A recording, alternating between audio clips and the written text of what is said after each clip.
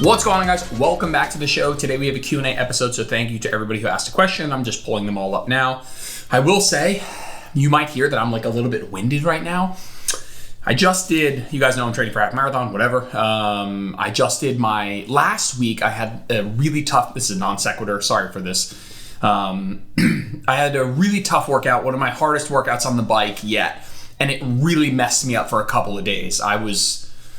I couldn't sleep for a couple days. I just felt like I was like super sympathetic dominant, super stressed out, like super high cortisol. I just like couldn't sleep for a couple days.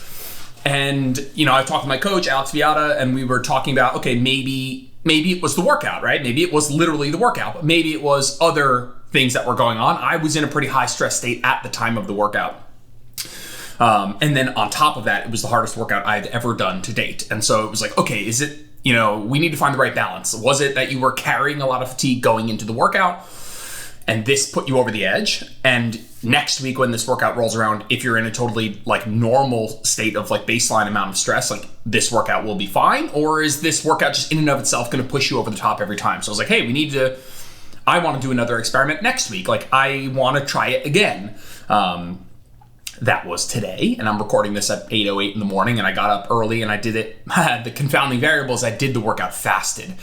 And, you know, it's not the worst workout in the world to do fasted. It's only a 30-minute workout, let's say, but it's pretty high intensity, so it's pretty glycolytic, but it's not super long. And so, long story short, I did okay. I did about as well as I did last time, which I actually, funny enough, I did really well last time. And I think I did just as well this time, but yeah, we're in a rush today. We're flying back to Texas today, so we got a lot going on. And so I did the workout, crack acid on, fasted. But right when the workout was done, I felt a little hypoglycemic. I'm not gonna lie. Like I had like a little bit of the shakes going on. So I took a shower, made a shake, I dumped 2 of those like mush oatmeals in my shake. And I need to sip it, but I also need to record this podcast. So I'm going to be taking a sip of a shake every now and then. So I'll try to do it away from the mic so you don't get that weird slurpy noise. That's super annoying. But yeah, I was like teetering on hypoglycemia, or I am teetering on hypoglycemia. And I'm still huffing and puffing a little bit, but we got to do this podcast, so the show must go on. So thank you to everybody who asked a question. I'll take a sip of the shake and we'll get started. Where am I going to put this? All right. I won't name names. Thank you guys for asking questions. Let's jump into it. First question, opinion on those plate-loaded cable systems. Are they flimsy or solid way to save some money? So things like the Titan or the Rep Fitness, they come with a plate-loaded, it's like basically a plate-loaded functional trainer instead of like a selectorized build where they have like the actual rectangle plates built into the machine versus a plate-loaded one where it comes as just the functional trainer with no extra weights on it. And then you use your weights, your circle plates, and you load up each side. I think that it's a great way to save money, frankly. The first time I experienced both of these was at the N1 biomechanics seminar in Colorado, and Kaz had both the selectorized and the plate loaded, and I could not tell the difference in how they felt, like how smooth they were. Obviously, you need the plates. You need to own those plates already, or you need to buy them separately. But I think they work incredibly well. I don't think it's a meaningful downside in terms of quality. Maybe it's a little bit annoying to load the plates on and off. Maybe I don't think it. I think it's a net win. If you're asking me, do I think it's a good way of saving money and getting a functional trainer and you have to load the plates on yourself? It's a huge win. I definitely think. The one downside is when those plate loaded ones are really light. When you have like 2.5 pounds or 5 pounds, sometimes they don't feel as smooth. But I would say even my plate, the one I have is selectorized, doesn't feel amazing with. It feels a little bit better with a little bit more weight on, let's say. I think all in all, it's a great way to save money and it is a good purchase. And if that's your way of getting a functional trainer, because it's now into your price bracket, you can save a couple $100. I think that's a great idea. Next question. Where to start when there are many goals I need to improve on? Weight loss and exercise, sleep, and diet. My first thought is get together with a coach. I think that if for no other reason to just have somebody to bounce ideas back and forth with, like what we're doing right now on this Q&A. What I will say is if I'm going to look at this positively, where I would go is that, hey, you probably don't even need to do all of these to the nth degree to feel a lot better. chances are if you are in a state where you're, let's say, not doing any of these really well, that there's really low hanging fruit with all of them, and that you don't have to take them all and, imagine they're all like knobs on a dial. You don't need to turn them all up to 100, all up to 10, turn them all up to 11 for my people who have good movie taste. You don't need to turn them all up is my advice. I think you can get low hanging fruit. Don't bite. If you are in a state where you have never prioritized any of these and they're kind of all a shit show, let's say, I think there's low hanging fruit to trying to get a minimum effective dose of each. Don't try and be in a deficit and train 5 days a week and do cardio 3 times a week and focus on your sleep and, totally overhaul your nutrition. I think I might pick some things that I feel really that are plausible to you and maybe start slow. If that's the one I would focus on last, if we're being honest, is weight loss. And so that's where I'll turn the attention in terms of the bulk of this answer here. Is the last thing I would focus on is weight loss. I would get your exercise, sleep, and nutrition quality to a level where weight loss is much easier. And so doing weight loss before having those things in check, you might lose some weight because you might, for a short period of time, really dial in the amount of calories you're eating, etc. But for the long term, weight loss maintenance and overall health maintenance, you kind of want the other stuff first, a little bit of a cart before the horse moment. And so I would focus on exercise, sleep, and nutrition quality and nutrition consistency before I would worry about reducing calories and trying to lose weight. You might lose weight just by doing that, like just indirectly without focusing on calories, by improving nutrition, eating more protein, eating more fiber, getting on a regular eating pattern, having a bedtime and a wake up time that is consistent, getting out in the sun during the day, help your circadian rhythm, and doing more exercise, whether that's resistance training or walking or cardio, whatever it is. I think I would focus on those, let's call them lifestyle factors first, before worrying about how many calories I'm eating and weight loss. For two thoughts, and I'll move on, is those things will help your health, improving your sleep, improving your nutrition quality, right? More micronutrients, more protein, more fiber, exercise, resistance training, and or cardio. They're all going to improve your health independent of weight loss. Even if you lose no weight, you will feel better and you will be healthier. Period. And I think that's reason enough to start with them. But they also will either cause weight loss just by the nature of you improving those things, or they will make any future pursuits of weight loss easier. Right? They will make weight loss easier if you want to do that in the future. So I think it's a no-brainer to start with that stuff first. Next question, how do I sign up for your newsletter again? I have a link in my bio, and I hate link in bio. It's the most cringy statement ever, but I have a link in my bio to sign up for the newsletter. It's called the Weekly WOMP. WOMP is the name of this podcast. And in the newsletter, I go through 3 things. I go through something that's top of mind that week, and that's just something that I've been thinking about, maybe find myself talking about with clients, something that's top of mind for me. Then we'll go through an exercise of the week where it's just like something that I'm feeling particularly passionate about programming for my clients or myself and why I love it. And, you might get a little breakdown of the biomechanics or the resistance profile, stuff like that. It also comes with a form video attached. And so if you're interested in just having like if that sort of stuff interests you in terms of programming, exercise selection, biomechanics, that's an area that we can go into there. And last is a piece of content that I've enjoyed that is not mine. And so the last couple ones have been, there was a good video with Dr. Mike Israetel and Ben Carpenter. I shared Jordan Syatt's, he spiked his blood sugar for 30 days and lost weight YouTube video. This past week was, what did I share this past week? Oh, it was a post by Alyssa Olenek, Dr. Alyssa Olenek, about how, getting your heart rate up while you're doing lifting isn't the same as doing cardio. Just because your heart rate is up does not mean that something is cardio. And so I'll give, the actual post or the piece of content, but also give you my thoughts on it. So if you watch it, you read along, you kind of have my take on it as well. Next. Favorite exercises to include integrated partials, full gym setup. So integrated partials are half reps or quarter reps or whatever you want to call them. Favorite exercises to include integrated partials. I will say, I'll give you some of my favorites, but the truth is, the big thing that I would focus on are exercises that have a high degree of stability, where working really close to failure and controlling the lift is incredibly easy. And so I might not do integrated partials on something like an RDL or a free weight barbell back squat, although there are people who really like doing that. So I think that you have the whole gamut here. You have the whole, a plethora of things, of movements you can use integrated partials with.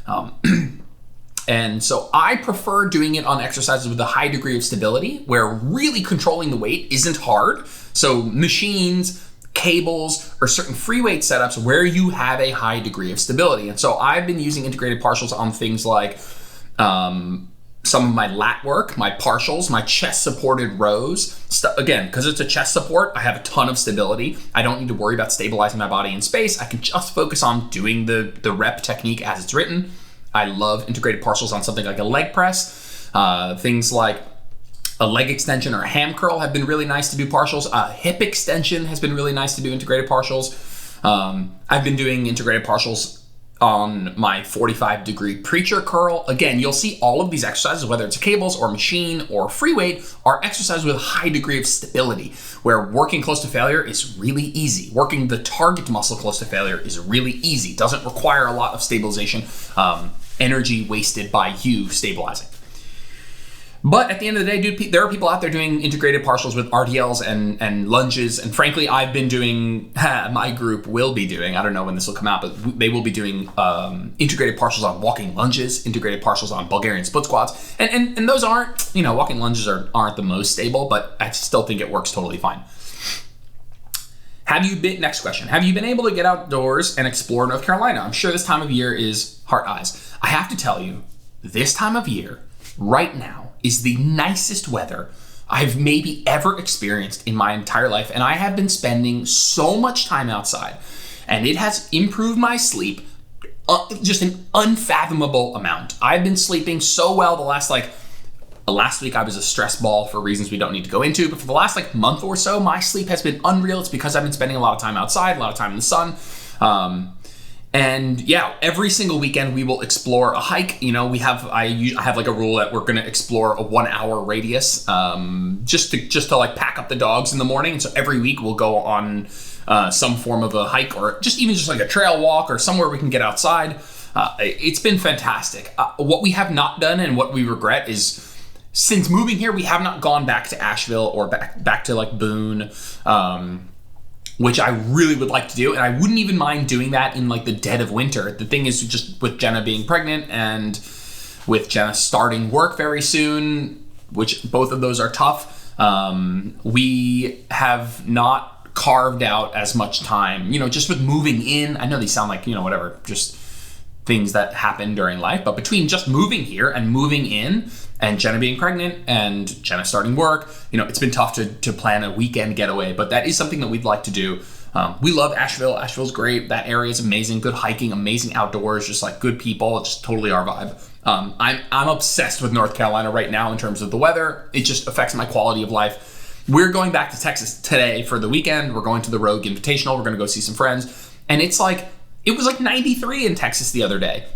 That was more of on a heat wave. It's not like that right now. Maybe we got 70s, and it's actually gonna be 81, 79. But I'm so fucking sick of the heat. I thought when we moved to Texas, I was so excited. I was like, dude, I'm never moving. I was like, it's always sunny. It's always warm. This is the best thing ever. It's not the best thing ever. For me personally. I never thought I'd miss being cold. I never thought I'd miss wearing a hoodie or seeing my breath in the morning, but my dogs love it. I love it. I'm way more inclined to go outside when it's 40 than when it's 90. Dude, 40 and sunny is gorgeous weather. I mean, in the mornings we go for a walk, 45 degrees, sunny. It's just awesome, beautiful. So yeah, it's been great. Next question. How long have we gone? We've been going for? We're going for 15 minutes here. Okay. Does a calorie... Ooh, I forgot to hit record on my microphone here. Okay, so those of you guys listening on Spotify or whatever, the sound might not be as amazing as it usually is. And if you're listening on YouTube, this mic isn't doing anything. That's funny. I have a mic attached to the camera for this. Okay, anyway, let's move along. Does a calorie deficit have an impact on the immune system? Absolutely yes. 100% yes. It weakens your immune system, period. I don't I probably don't have much to say on how much it does that, but your question didn't ask that. It says, does a calorie deficit have an impact on the immune system? The answer is 100% yes. If you find that you're sick more often when you're in a deficit, like that tracks. Yeah, you have less overall calorie intake, you have probably less micronutrient intake, and those things absolutely will affect the immune system. Next question is shocking news. Morning walk is a little quicker if you jog a little. Mind blown. And this is probably, I think, in response to my newsletter this past week, where I was talking about like, yeah, walking is epic. Walking is underrated. Walking is so freaking good for physical and mental health. But if you never, ever, ever do any slightly faster cardio, I don't mean sprinting. There's a whole fucking spectrum between walking and sprinting. If you never do anything faster than walking, there might be some health benefits for you to do or by doing something slightly faster. And one of the ways to very gently incorporate that is when you go for your walk, maybe do a 30-second jog once in a while. It doesn't need to be structured. Just say, hey, I'm gonna walk. When I feel good, I'm gonna jog. And I'm gonna jog until I get a little tired, and then I'm gonna walk. And I'm gonna walk until I feel amazing again and I feel totally refreshed, and then I'll jog a little bit. 30 seconds, 1 minute. You can even do it open-ended, is more of like a traditional fartlek style where you're like auto-regulating this on your own, where it's like, hey, I'm gonna jog a little bit until I get tired, then I'm gonna walk until I feel fine, then I'm gonna jog until I get tired, and then I'm gonna walk until I feel fine. And that's pretty cool. And I don't want anybody to freak out about like, that they can't be healthy unless they do this, and that there goes their like relaxing walk with their dogs. It's like, no, just like maybe there's meat on the bone here. There's some low-hanging fruit in terms of return on investment, health benefits by just incorporating a little bit of that. So something to think about. Next question, how to keep garage gym dust free? Are rubber mats okay to mop? Yeah, they are okay to mop. And I'll tell you right now, I use a leaf blower. It's the easiest thing ever. It does not get dusty. Well, I'll say two things. You might think that there's dust. Maybe my threshold for what I think dusty is lower than yours. And we might have differing opinions on that. But I have mopped my rubber floors before, and it works great, and it gets super clean, and it looks super nice. But more than anything, I use the leaf blower once a week, and I just go through and I go from the back to the front, and I leaf blow out the front. And I've never felt like at the end of that session, I'm like, ooh, it's still dusty in here. I feel like it does a good enough job. Next question, why initially I could only feel RDLs in my hamstrings, and 4 weeks on I feel them more and more in my glutes. So I'm not going to pretend to know I'm not going to pretend like what I'm about to say is definitely what's going on, but I'll give you my hypothesis. My hypothesis is what we call an improvement in neurological efficiency, which is fancy for when you first do a movement, your body doesn't know how to do it most effectively yet. I know that sounds like kind of like a little woo-woo of like your body learns over time, but it does. When you first do an RDL, yeah, you're biomechanically, your glutes are engaged, your hamstrings are engaged, but your body hasn't figured out how to optimize the firing of those muscles in terms of synchronicity, in terms of firing them all together, in terms of which muscles shouldn't contract. We see a lot of co-contraction of muscles that are not actually working because your body's still trying to figure out which muscles it can relax, which muscles it should contract. And so what we find is that you actually get better and better, right? Better as far as skill, better and better at activating or incorporating or utilizing the muscles that you want in compound lifts as you do it more and more. And a lot of times it just happens naturally with practice. It's not so much about this like mind-muscle connection of you actively contracting that muscle. It has a lot to do with something that just happens naturally with practice. When people are like, oh, I don't feel this lat pull down in my lats, right? 99% of the time you don't feel it in your lats the first time. You have no idea how to contract your lats and not contract a whole bunch of other stuff at the same time. But over time, what you'll find is that mind-muscle connection, or that ability to feel it in the muscles that you want to be working, will improve. Now, it doesn't always have to improve. It's not always something that you have to be so worried about. So if you're listening to this and you're like, well, I do RDLs and I never feel it in my glutes, I've been doing it for years, I wouldn't worry about it. I would still 90% of your focus should be doing exercises in a way that makes biomechanical sense. You should not be overly stressing about where you feel it. And so if that isn't the case for you, I wouldn't worry about it too much. But I am not surprised that over a certain number of weeks, you are improving in a mind-muscle connection. That's totally normal. And that happens with an improvement in neurological efficiency, which is just your body's ability to contract the right muscles in the right synchronicity, to relax other muscles, to have less co-contraction. You know, when you do a glute bridge, a big one for me is a glute bridge. When I do glute bridges for the first time in a very long time, I get a lot of quads and a lot of hamstrings. And it's not like it doesn't wreck my glutes right away. Another one is a hip extension. But when I keep glute bridges in for a while, I find that naturally my quads aren't taking over as much, my hams aren't taking over as much, and my body figures out, hey, we don't need to contract all of this shit all together all at once, because the glutes are the best solution to this problem. So I'm not surprised that happens. What do we got here? We have time here. All right, we got 10 more minutes. Are we doing GAR hammers this meso? I think you mean this upcoming cycle. We are not doing, well, do I want to give that away? We're not doing GAR hammers, but they will be available as a swap. We're going to be doing hanging knee raises. For those of you guys listening, for my group program, this next upcoming cycle will be the first cycle that we ever have optional ab exercises. My group is all about efficiency, time efficiency, letting people get jacked great results in less time. And so I always hesitate to add a bunch of optional shit on top of it, because I always feel like people get a little bit like, guilty when they don't do everything that's prescribed. But I will be adding in 2 very optional ab exercises. I'll tell you, one of them is a stability ball crunch or a ab mat crunch, and the other one will be a hanging knee raise. But GAR hammers will be an available swap for the hanging knee raise if you want. Next question, should we care about sugar or added sugar? Strawberries are good for you, but have sugar. Do we count that sugar if we are trying to limit sugar? So I personally, under almost all circumstances, would not recommend tracking the grams of sugar that you eat. I think that's a slippery slope based on exactly what you just said, which is like, well, my strawberries have sugar, my banana has sugar, my blueberries have sugar, my peaches have sugar. And that my sweet potatoes have sugar, and that throws a wrench in this. It's a very big confounding variable, because those foods are incredibly healthy, incredibly nutritious, high in fiber, high in micronutrients, high in antioxidants, high in a ton of really good things. They also have sugar. And so I wouldn't count sugar. I wouldn't even track added sugar. Now, that doesn't, here, I'll say one statement. Here's a statement. A diet that is very high in added sugar probably isn't a good plan. I'll say another statement. That doesn't mean you should track added sugar. It just means that if it's almost like a proxy for overall nutrition quality. Like if you eat a ton of foods that have added sugar in them, I bet you those foods are also lower in fiber, lower in protein, lower in satiety, lower in micronutrients on average, not all the time, but on average. And so, yeah, I might say, hey, a diet high in added sugar probably doesn't represent a very nutritious, balanced diet.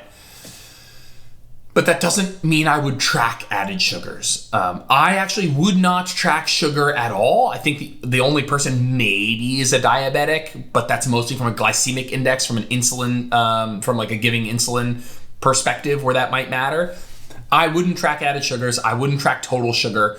I would look at the overall nutrition quality of my diet. I would bet you, I was about to say who said this, but I would bet you if you track fiber, listen to me, if you track fiber and you're eating, if for a man, 35-ish grams of fiber, a little bit more, a little bit less, a female, 25 grams of fiber, a little bit more, a little bit less. If you're hitting that and you're able to hit your calories and you're able to hit your protein, I bet you your added sugars aren't too high.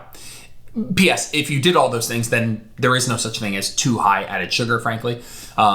The downfall of a diet that's high in added sugar is that what I just said will be harder.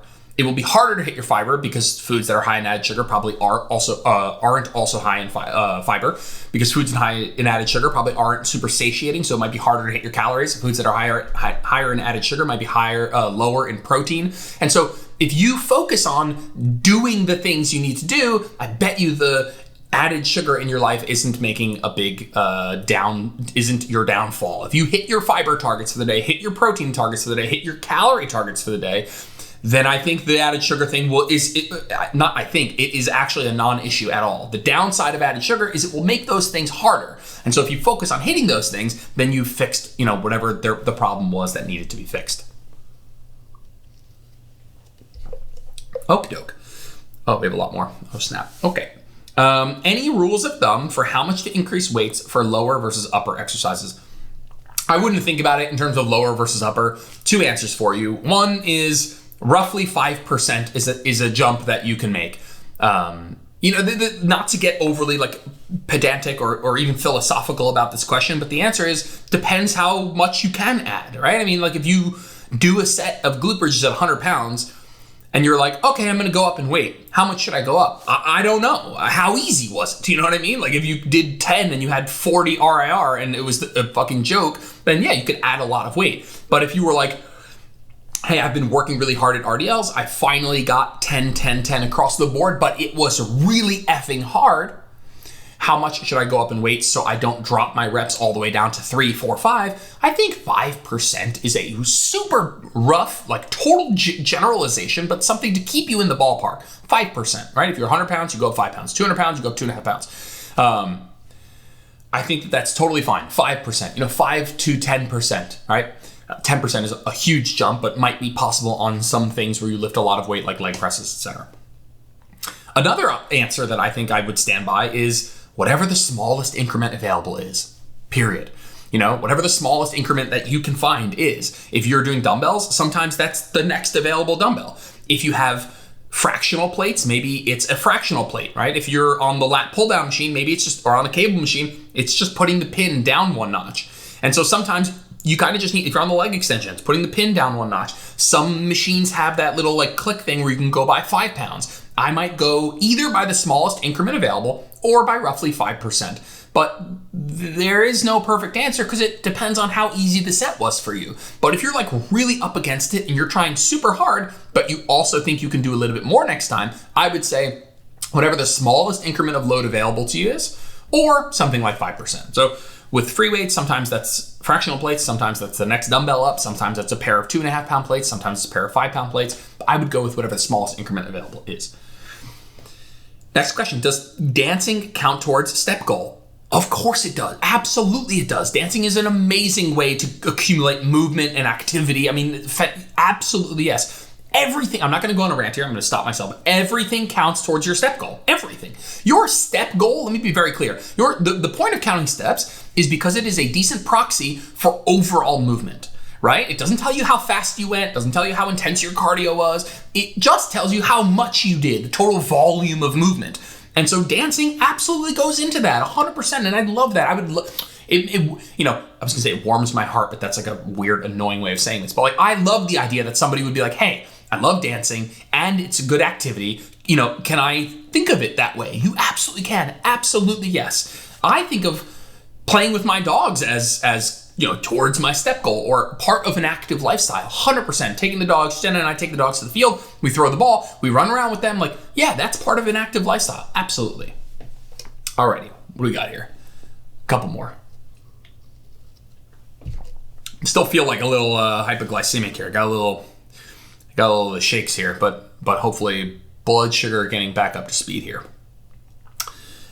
Easier calisthenics for a rest day because I suck at rest days. I would not do that.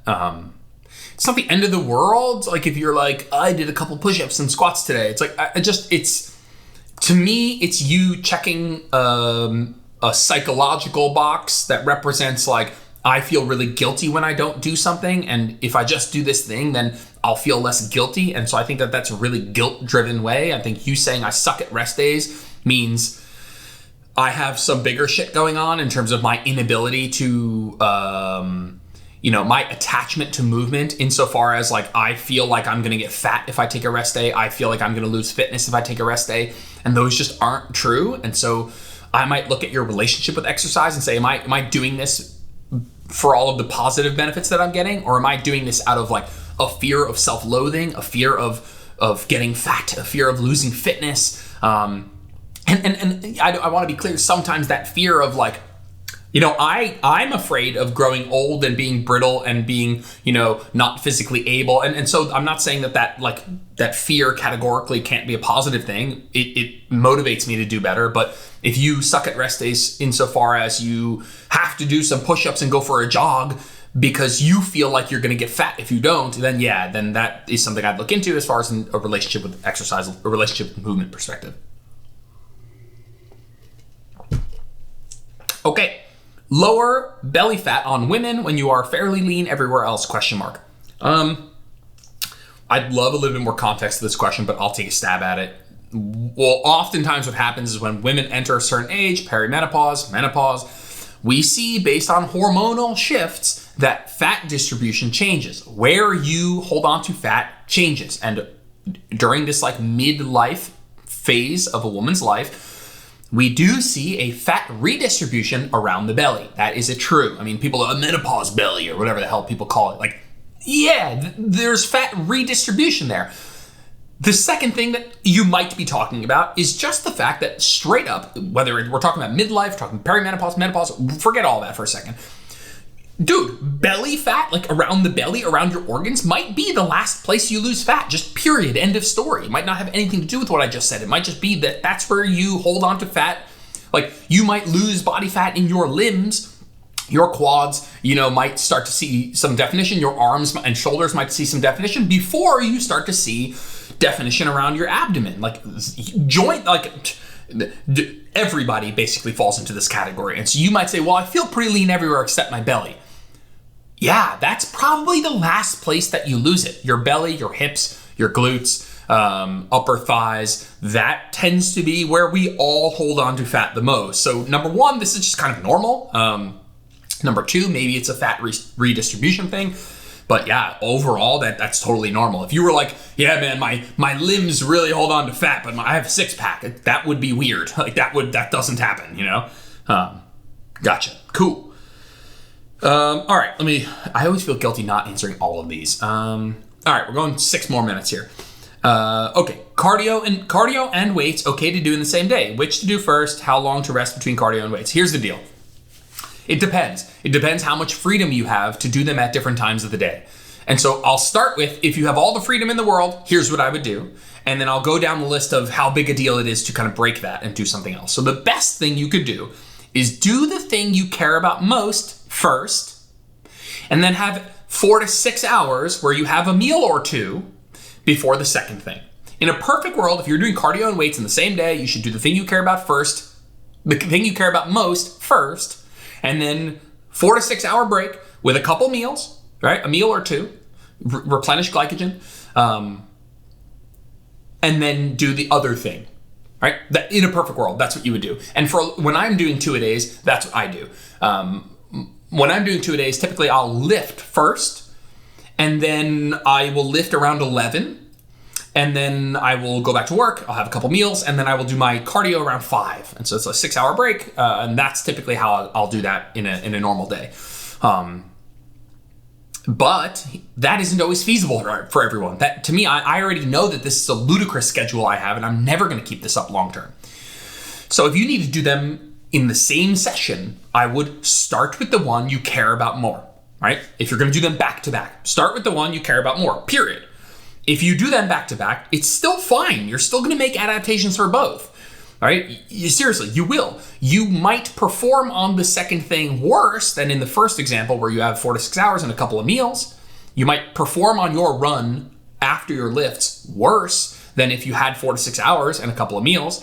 But as far as adaptations go, the loss of adaptations here, how much worse this scenario is in terms of the adaptations you'll make, isn't as big a deal as whether or not you can be most consistent with this sort of schedule. So if you're like, Jordan, that's all I can do. Well, then who cares about what's optimal? This is all you can do, and you'll still get better at both. You can do lifting and then running. You can do your cardio and then lifting. You will adapt better to whatever you do first because you're more fresh.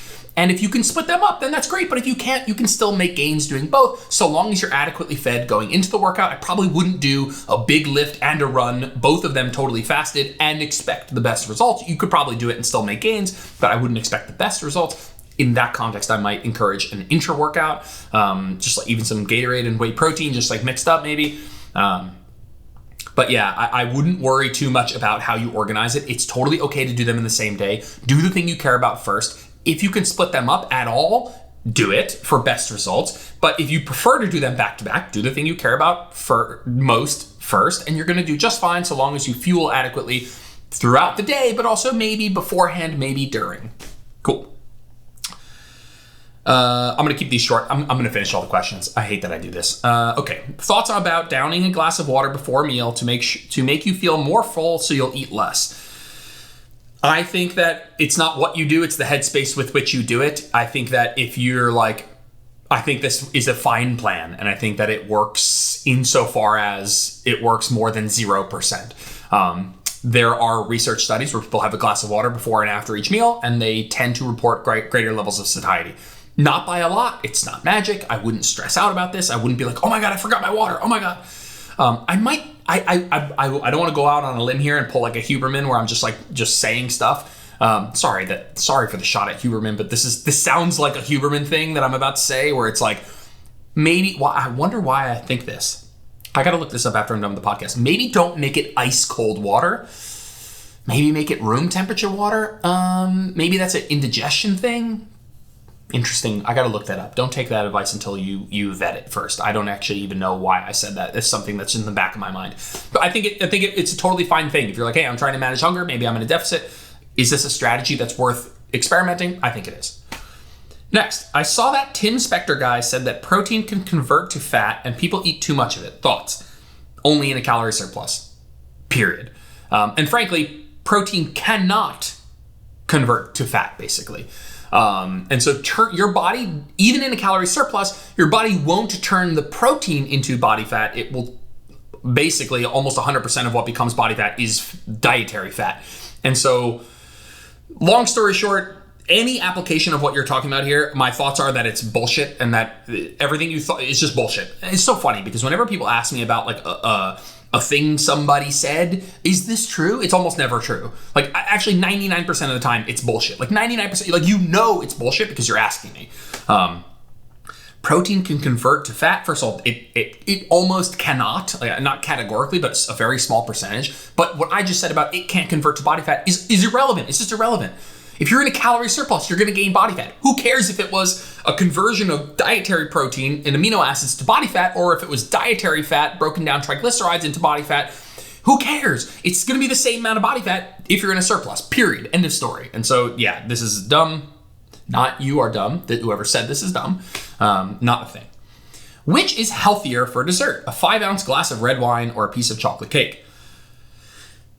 It doesn't matter. If two people are eating the exact same diet, one of them ends the day every single day with a glass of wine, the other one ends the day with an equal amount of calories from chocolate cake. Let's take the calories into account. Let's say it's the exact same amount of calories, but every single other thing that these people do is equal. I don't think there's a difference in their health markers. I really don't think so. However, I guess, even if this was every single day of your life, I still bet you that if all else is equal, there's no difference.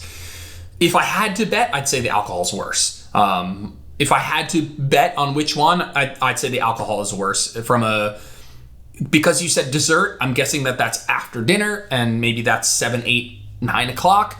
And I would say that even one glass of alcohol, one glass of red wine can impair optimal sleep. And to me, that would be the worst of all of the potential downsides from either of these things. I don't think it would matter if you have a super healthy lifestyle, like, and you just like have a balanced lifestyle, exercise, enough fiber, protein, calories, micronutrients, time outside, mindfulness, all of the things that we can talk about in terms of like a holistic approach to health. And then this is the decision you have to make. Is it going to make or break anything? I don't think it will. What's my opinion on Connor Harris? These are tough questions, by the way. If you ask me my opinion on somebody, it unless they're a complete quack, like it's really tough to say. So what's my opinion on Connor Harris? The person says 12 months of PT chiropractic, and I still have nagging pain postural issues. First of all, I think Connor Harris is mad smart, super duper smart dude. Had a chance to meet him and sit in on his presentation in the Coaches Summit. I think as far as people in the PT realm, I think he's super duper smart. Does that mean everything he says is gold and that like he is going to fix everybody's pain? I don't think he would even say that. I don't know why you still have nagging pain. I don't even know what postural issue means, by the way, because that to me kind of signals like a misunderstanding of posture. There is no such thing as good or bad posture. The worst posture is the one you keep all the time. And so I'm not even sure exactly what you guys did. I think Connor Harris, if you had, if I had to go to a physical therapist or a chiropractor, Connor Harris would be at the top of the list. Does that mean that I expect him to fix your pain? I have no clue. I have no clue what you did, no clue what's wrong with you, none of those things. So I have no idea. I think Connor's super smart. That doesn't mean that he's going to fix everybody's pain. Recommendations for home gym flooring. So both times I've built my home gym, once in Texas, I rebuilt it here. I have used horse stall mats from Tractor Supply.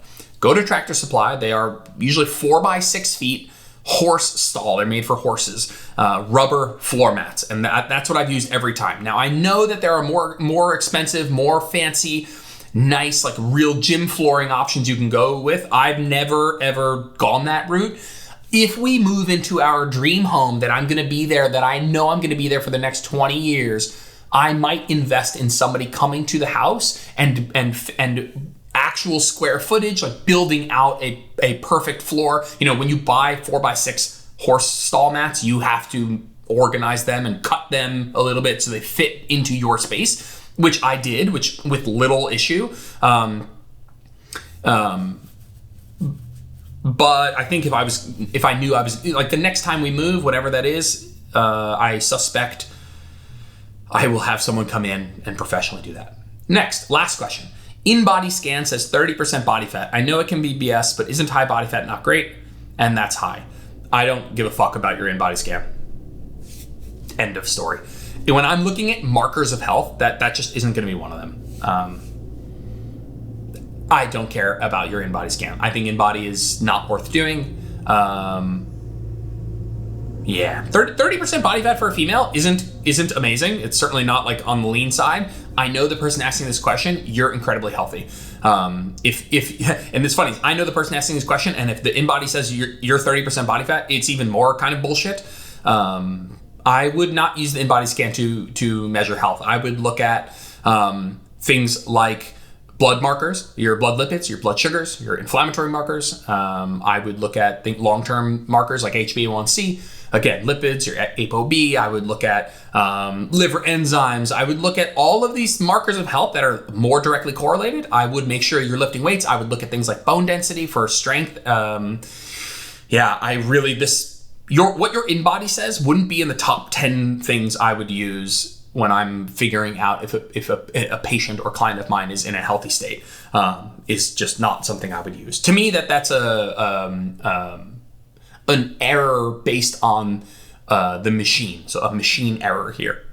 Insofar as in-body isn't perfect and in-body can only tell you two things. What is fat and what is not. Or what is not fat and the rest. I might have that wrong, but it only breaks down two categories, fat and not fat. And so there are a lot of liberties that are taken. How much glycogen you're storing, how much water you have, organ weight. And so there are just confounders that make an in-body.